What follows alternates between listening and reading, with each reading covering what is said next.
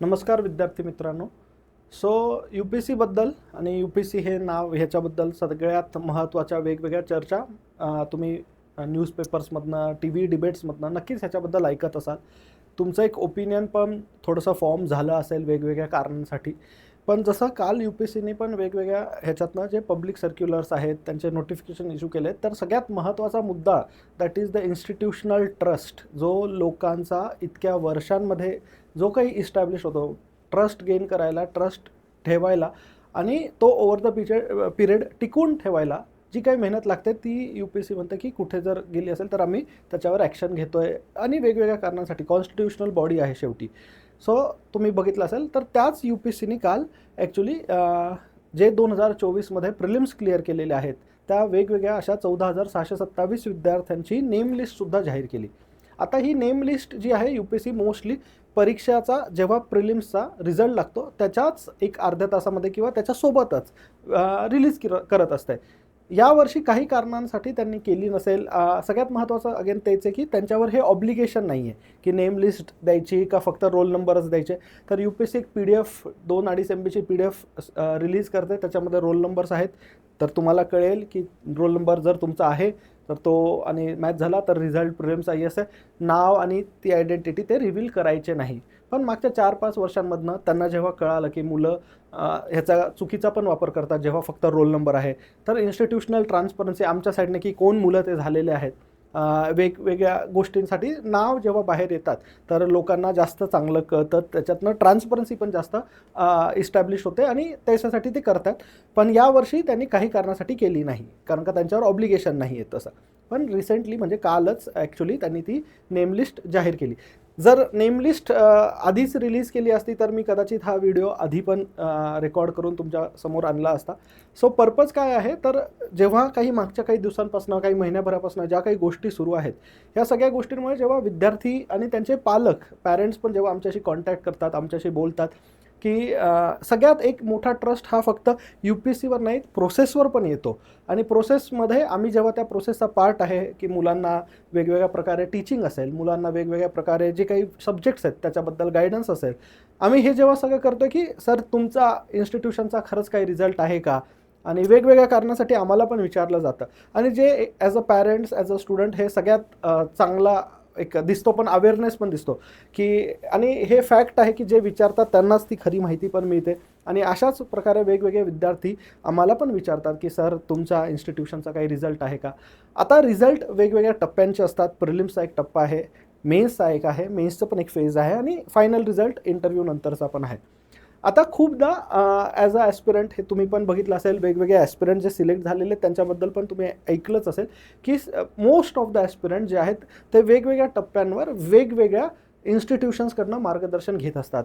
आता हे का महत्त्वाचं आहे, पॅरेंट्स जर तुम्ही हा व्हिडिओ बघत असाल, मुलांना खास करून ह्या गोष्टी माहिती असतात. जर पॅरेंट्स तुम्ही हा व्हिडिओ बघत असाल तर महत्त्वाचं काय की यू पी सीमध्ये सब्जेक्ट डायव्हर्सिटी खूप जास्त आहे. हे 11वी-12वी सारखं कदाचित नाही आहे जिथे फिजिक्स केमिस्ट्री बायोलॉजी और फिजिक्स केमिस्ट्री मॅथ 3च विषय आहेत.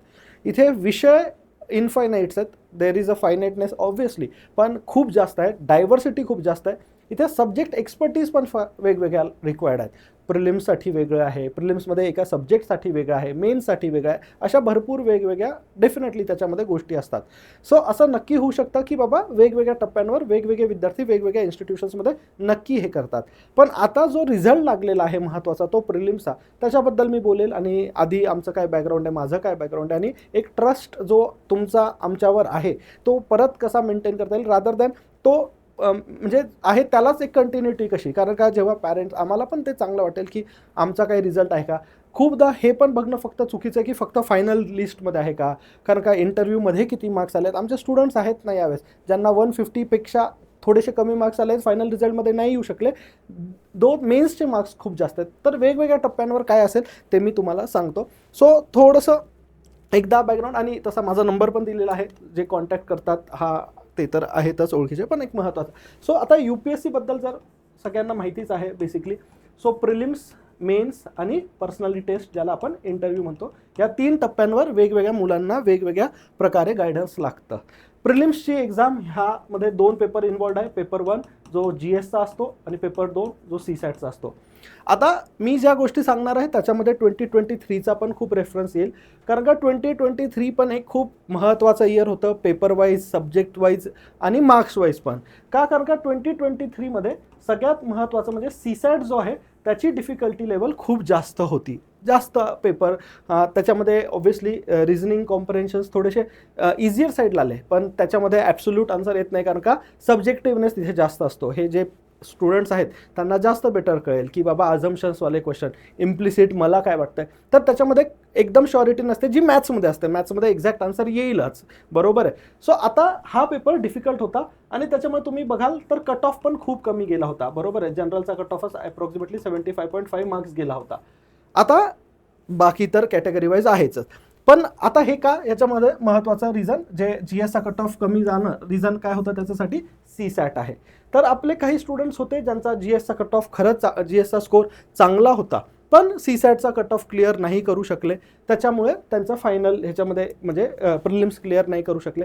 मी आता फक्त तुम्हाला हे सांगतो की 2024मध्ये काय झालं, मग मेन्स पण आहे आणि हे पण मी तुम्हाला नक्की सांगेनच, ठीक आहे. आता मेन महत्त्वाचं की बाबा या वर्षीचं काय झालेलं आहे, 2024ची एक्झाम कशी होती. तर 2024 जर बघितलं GS आणि CSAT, तर सगळ्यात महत्त्वाचं GS पण लास्ट इयर मी हे पण म्हणले GS पण डिफिकल्ट होतं ऑब्व्हियसली, कारण का पेअर बेस्ड क्वेश्चन जास्त होते, 48च्या आसपास होते. यावेळेस त्यांनी 2022च्या लेवलवर मॉडरेट लेवलवर आणलेले आहेत. तिथे काय चालतं हे मुलांना माहिती की कोणत्या 2 पेअर एक माहीत नाही, पण काही जणांचे लागतात तुक्के, काही जणांचे नाही लागत तसं. तर यावेळेस GS रिलेटिव्हली मॉडरेट होता. काही क्वेश्चन्स स्ट्रेट फॉरवर्ड होते. सगळेजण जे यूट्यूबवरनं अभ्यास करतात, खूप जास्त अभ्यास करणं यूट्यूबवरनं कसं धोकादायक आहे हे UPSCने दाखवलं की अभि लक्ष्मीकांत से कहा कुछ आता है, ह्या वेगवेगळ्या ज्या डिबेट्स चालायच्या की कुठे, यावर्षी सगळेच क्वेश्चन त्यांनी तिथून टाकले. पार्लमेंट एका चॅप्टरवरनं 6 क्वेश्चन 7 क्वेश्चन्स आलेले आहेत. पेपर मॉडरेट होता, खूप सोपाने आपले पण क्वेश्चन्स आहेत ते आपण तुम्हाला माहितीच असतील. मॉडरेट डिफिकल्ट काही क्वेश्चन, पण जसा UPSCचा पाहिजे त्या लेवलवर होता.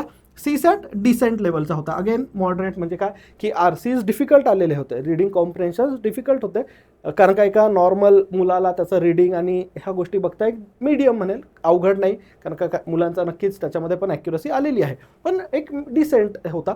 तर ह्या दोघांच्या कारणांमुळे की CSAT डिफिकल्ट नाही आणि GSचा पेपर, तर यावर्षी कट ऑफ नक्कीच वर गेला.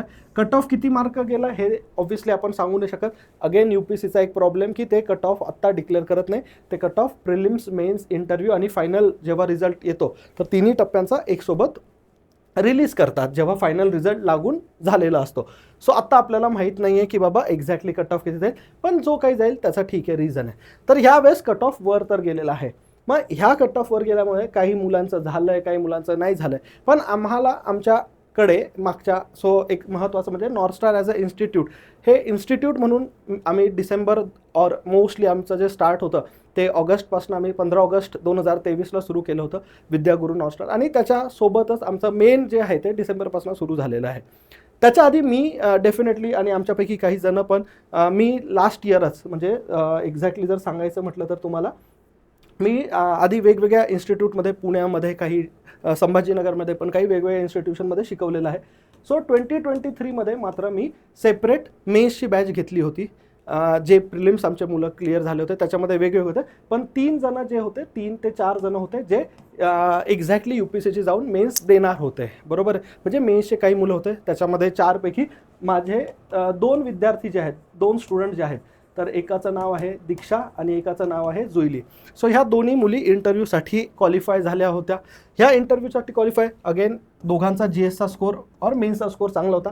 अजून इम्प्रूव्हमेंटची डेफिनेटली गरज आहे, पण ह्या 2 आमच्या विद्यार्थी इंटरव्ह्यूला गेल्या होत्या. त्या पुण्यातच राहून, पुण्यातनंच प्रिपेअर करून आणि वेगवेगळ्या जे काय असेल. पण अगेन असं नाही आहे, मी अगेन हे फार महत्त्वाचं सांगेन की सर 100% आमच्याकडे कोचिंग घेतलं आहे का, आमच्याकडे गायडन्स घेतलं आहे का, रॉंग, असं नाही आहे.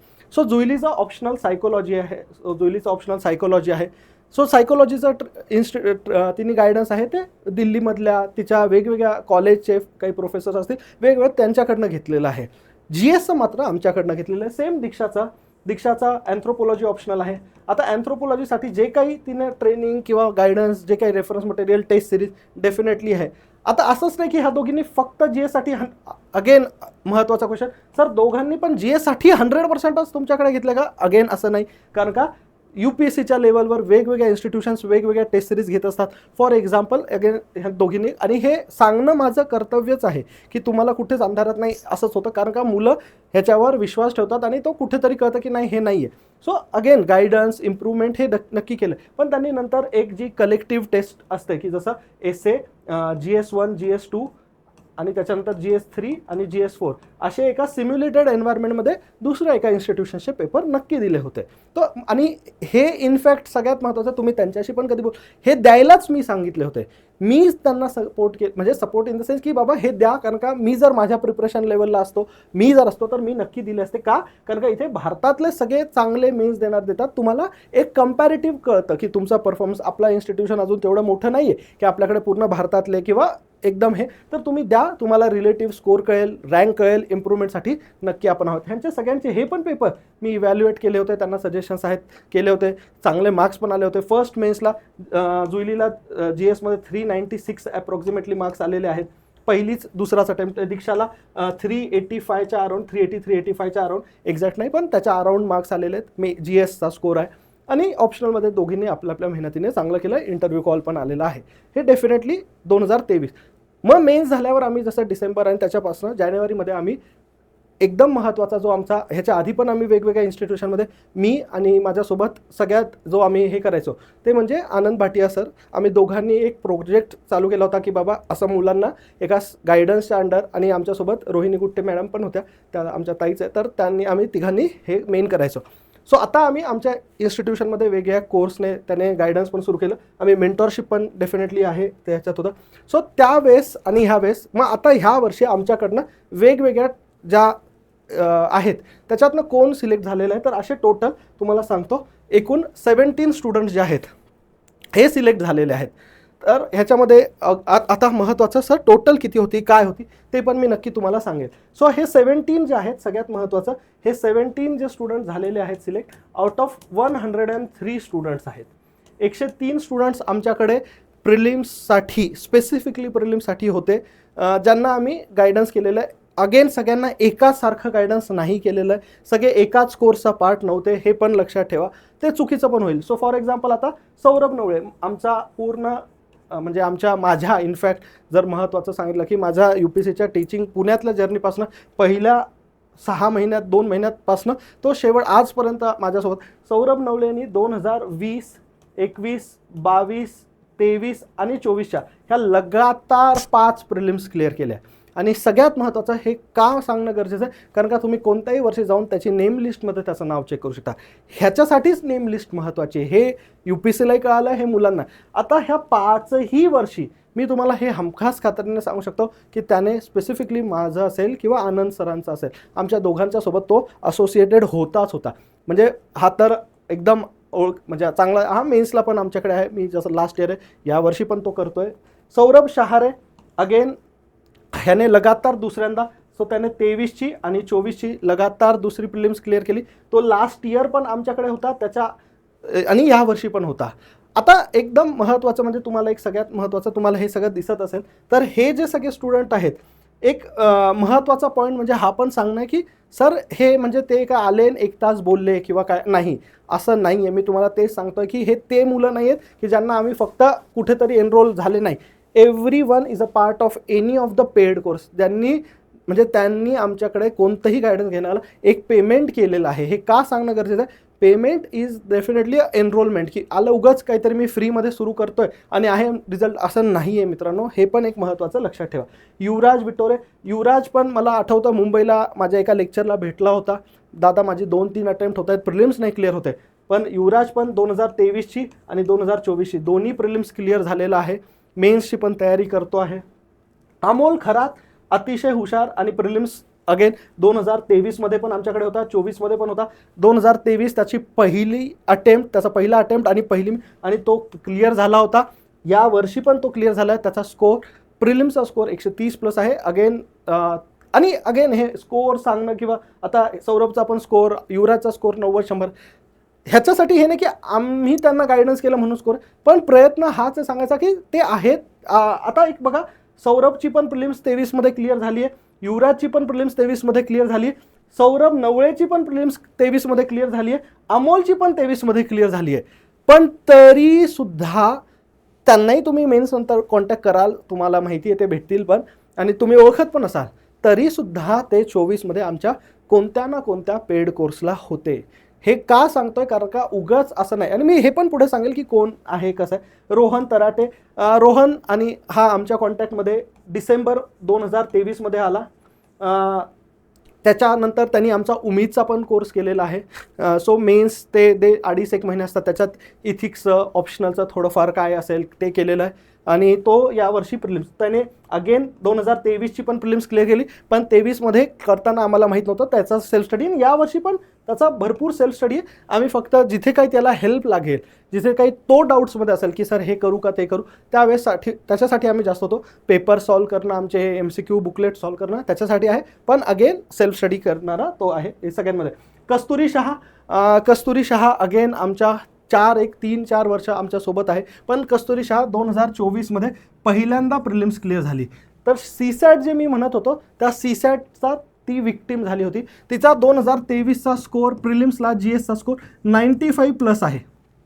हे सांगायचं का, कारण का ती CSAT म्हणजे जे मार्क्स आहेत कट ऑफचे त्याच्या 20 मार्क वरपर्यंत ती GSच्या चालली, पण CSAT राहिल्यामुळे ती लास्ट टाइम क्लिअर नाही करू शकली.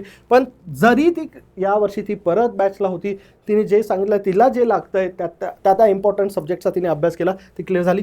आता महत्त्वाचं तनिषा. सो तनिषा जी आहे ती आमच्या स्पेसिफिक जो इन्स्टिट्यूशनचा त्याच्या पेडला नव्हती, पण आम्ही जिथे मेंटरशिप करतो ज्याच्यासाठी आम्हाला आहे, जिथे आम्ही आमच्यापैकी 5 जणांपैकी अल्टरनेटिव्हली आम्ही तनिषाचं मेन्स प्लस प्रिलिम्स जे काही तिला लागतं गायडन्स ते डेफिनेटली, आणि तुम्ही कोणाशी पण डेफिनेटली बोलू शकता. इनफॅक्ट हेच ते सगळे लोक आहेत जे आम्हाला परत वेगवेगळ्या स्टुडंटसोबत इंट्रोड्यूस करू शकता, आणि आमचं वर्ड ऑफ माउथवरच जे आहे ते आहे. प्रद्युम्न कुलकर्णी अगेन, प्रद्युम्न 22, 23 आणि माझ्या आता 23मध्ये नव्हता पण 24 हा सोबत राहिलेला आहे. प्रद्युम्न यावेळेस पहिल्यांदा प्रिलिम्स क्लिअर केला आणि चांगल्या ह्याने करताय. लास्ट इयर पण CSATचा तो विक्टिम झाला होता. महेश मराठे आणि परमेश्वर हे दोन्ही आहेत. हे दोन्ही फिजिकली हँडिकॅप आणि रिअलमध्ये तसंच आहे. हे आता असं नाही की खोटं, पण त्या कॅटेगरीमधनं त्यांनी प्रिलिम्स क्लिअर केलेली आहे. नेक्स्ट वृषभ मडके. वृषभ ऑलरेडी मेन्स पण दिलेली आहे. वृषभने असं नाही मेन्स दिली नाही, त्याने 2021ची मेन्स दिली, पण 22 आणि 23मध्ये तो क्लिअर नाही करू शकला, तरी 24मध्ये तो परत आला. 23मध्ये त्याचा GSचा स्कोअर हा कट ऑफपेक्षा जास्त होता, पण CSATमध्ये अडकल्यामुळे. पण अगेन ट्रस्ट आहे. तर तुम्हाला दिसत असेल खूप ते लोक आहेत जे आमच्याकडे रिपिटेटिव्हली येत आहेत का, आणि असंही नाही की उगाच येत आहेत की फ्री, ते पेड एका ह्याच्यामध्येच येतात. सौम्या नागडा ही जी आहे ही आमच्याकडे जशी तनिषा त्याच मेंटरशिपच्या त्याच्यामध्ये होती, जिथे आम्ही तिला वेगवेगळे हे टेस्ट पेपर्स पण आपले तिने सॉल्व केलेले आहेत. शुभ Shah again part of the course होता. शुभ शहाचा लास्ट टाइम 23मध्ये क्लिअर झाली नव्हती, 24मध्ये यावेळेस त्याचा क्लिअर झालेला आहे. सम्मेद पाटील अगेन हा फक्त गायडन्स आहे. सम्मेद पाटीलने स्वतः एक इंटरव्ह्यू दिलेला आहे, पण अगेन ज्या इन्स्टिट्यूशनमध्ये आम्ही गायडन्ससाठी जातो, वेगवेगळ्या मेंटरशिपसाठी आम्ही 5 लोक जे अल्टरनेटिव्हली जातो त्याच्यामध्ये होता. सम्मेद चौगुले अगेन हे पण महत्त्वाचं आहे. सम्मेद चौगुलेचा सक्सेसचा क्रेडिट आम्ही घेऊ नाही शकत. इनफॅक्ट यांच्या कोणाचंच त्या म्हणजे की पास झाल्या म्हणून आमच्यामुळे झाले हे सांगायचा पर्पज नाही. सम्मेद चौगुलेने लास्ट टाइम फॉरेस्टचा कट ऑफ क्लिअर केलेला होता. लास्ट टाइमच त्याला जिथे कट ऑफ 75 मार्क त्याला GSमध्ये 96 आणि CSATमध्ये 96 आहे. तो स्वतः त्याचा अभ्यास खूप चांगला आहे. या वर्षी पण सम्मेद चौगुलेने फॉरेस्टचा कट ऑफ क्लिअर केलेला. सो असं नाही आहे की आमच्यामुळे त्याचं हे सांगणं गरजेचं आहे की आम्ही त्याला फॉरेस्ट आहे, नाही असं काही नाही. त्यांनी त्याच्या मेहनत आणि जिथे असेल तिथे ते सांगेल पण. त्याच्यानंतर आमचा अगेन स्टार सगळ्यात जो आम्ही मानतो की हा आमचा सगळ्यात एक वन ऑफ द ह्या वर्षीचा स्टार परफॉर्मर आहे. आनंदला लास्ट टाइम हे फॅक्ट आहे, आनंद स्वतः खूप हुशार आहे, पण आनंदने जेव्हा त्याचा GSचा स्कोअर आम्हाला पाठवला होता 2023च्या अटेम्प्टचा, तर त्याला 2023च्या अटेम्प्टमध्ये GSमध्ये स्कोअर 13 मार्क्स होता. हे खरंच आहे, तुम्हाला त्याची मार्कशीट आता माझ्याकडे नाही म्हणजे, पण 13 मार्क्स होते. त्या 13वरनं त्याने 2024च्या प्रिलिम्समध्ये फॉरेस्टचा सुद्धा कट ऑफ क्लिअर केलेला आहे. आणि अगेन आनंदचं त्याचे जे सांगितलं ते करतो, खूप हार्डवर्किंग आहे आणि स्वतः त्याची इच्छाशक्ती होतीच की मला so it is his desire, his passion, आणि ते त्याचं एकदम ॲम्बिशन आहे की सर नाही फॉरेस्टच काढायचं आहे सर फॉरेस्ट. त्याने त्या हिशोबाने प्लॅनिंग केलं होतं. अटेम्प्ट किती करायचे, कसा पेपर आल्यावर कसं करायचं ह्याचं. आणि इनिशियली जो त्याचा ग्राफ होता तो खूप आहे, पण देन ही पिकअप जसं जसं FLT झाल्या त्याने ते केलं. नेक्स्ट इम्पॉर्टंट आहे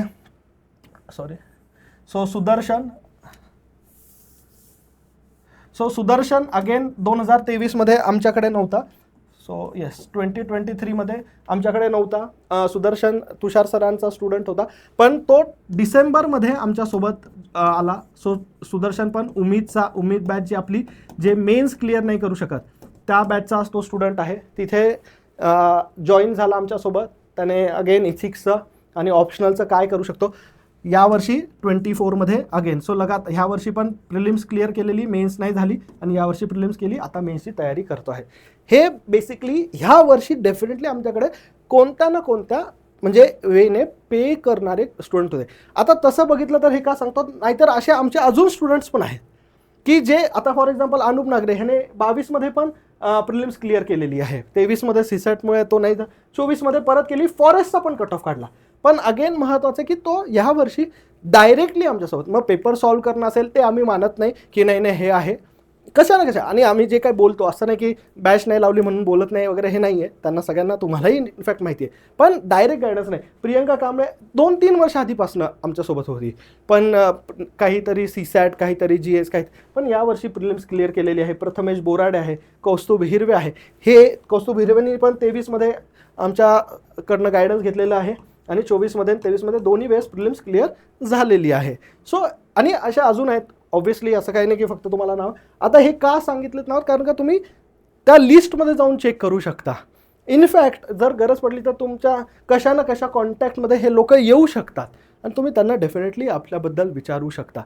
आम्हाला हे का करणं गरजेचं वाटतं, कारण का खूपदा जर आम्ही सांगतो की फक्त आमचा फायनल रिझल्ट आला, आणि तुम्ही पण ॲज अ पॅरेंट जेव्हा मला की आला, खूप लोक विचारतात सर प्रिलिम्सच किती पास झाले, सर मेन्स किती आहेत. आणि जेव्हा मेन्स होईल, मेन्सचा जेव्हा रिझल्ट येईल त्या दिवशी पण आम्ही मेन्सचं पण सांगू, बिफोर इवन फायनल. इनफॅक्ट म्हणजे आमचा तेच आहे की मुलांना इंटरव्ह्यूपर्यंत कसं नेता येईल, ते जिथे सगळ्यात मोठा गॅप आहे, आणि हे आम्हाला अचीव करायचं आहे. त्याच्यासाठी काय आता सगळ्यात महत्त्वाचं की हे तर आहे. Those who could not make it to this time, ज्यांचं नाही झालं, आम्ही म्हणजे ॲज अ फॅकल्टी आम्हाला ह्यांच्याबद्दल आनंदच आहे. पण आमचे खूप स्टुडंट्स आहेत इंटरव्ह्यूला गेलेले पण नाही.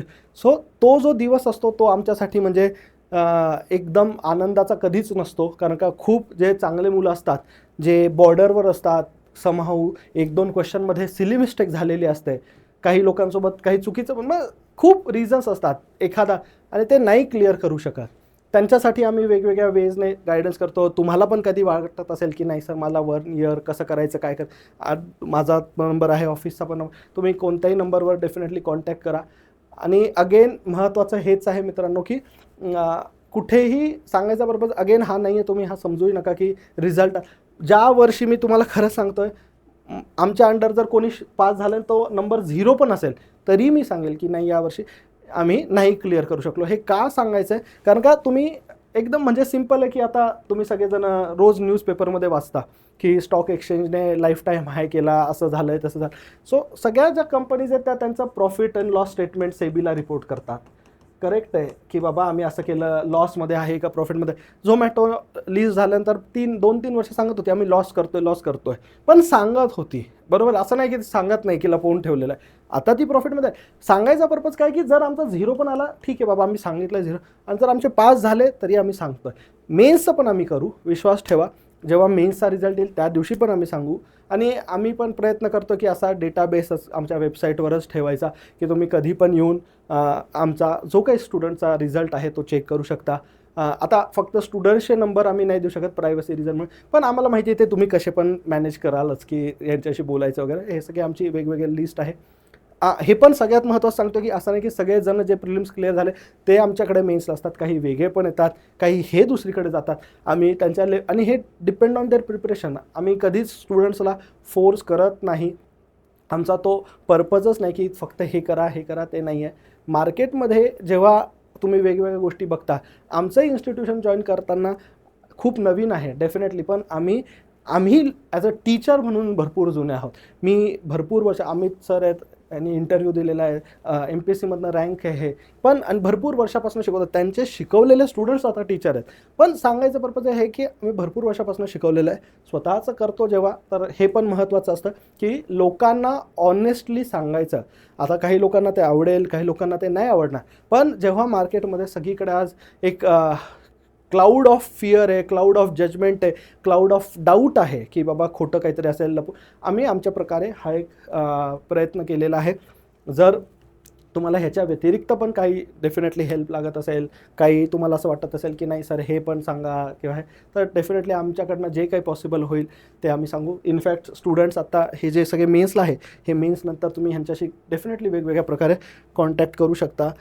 म्हणजे हे फॅक्ट आहे की आता म्हणजे सौरभ नवळे 5 वर्षापासून लगातार 5 अटेम्प्ट तो मेन्स प्रिलिम्स काढतो आहे आणि काहीतरी त्याला माहिती आहे आणि एव्हरी इयर तो सोबत आहे. कोण उगाच नाही आहेत हे पण तुम्हाला माहिती आहे, तुम्हीच स्वतः त्या पोझिशन. आणि जर तुम्ही प्रिलिम्स नाही क्लिअर केली तर आम्हाला ते पण म्हणायचं की आम्हाला त्यांचं पण वाईट वाटतं जे बाकीचे सुटलेत, बरोबर आहे. त्या मुलांसोबत पण आम्ही वेगवेगळ्या प्रकारे कॉन्टॅक्टमध्ये राहतो, नॉट नेसेसरी फक्त हे, पण त्यांचा पण आमचा प्लॅन असतो, तो पण सुरू आहे. ते त्यांच्या प्रकारे करतच असतात आणि ते अजून करतील असा आम्हाला नक्कीच विश्वास आहे. सो थँक्यू व्हेरी मच आणि ऑल द व्हेरी बेस्ट. जेव्हा पण तुम्हाला काही लागेल तर डेफिनेटली कॉन्टॅक्ट ऑन अस आणि आम्ही नक्कीच तुम्हाला जे काही प्रोसेसमध्ये जिथे तुम्हाला असं वाटेल की मी स्टक झालेलो आहे त्याच्यातनं बाहेर काढता येईल का, आम्ही त्याचा नक्कीच प्रयत्न करू. So thank you very much and all the very best for your UPSC and MPSC preparation.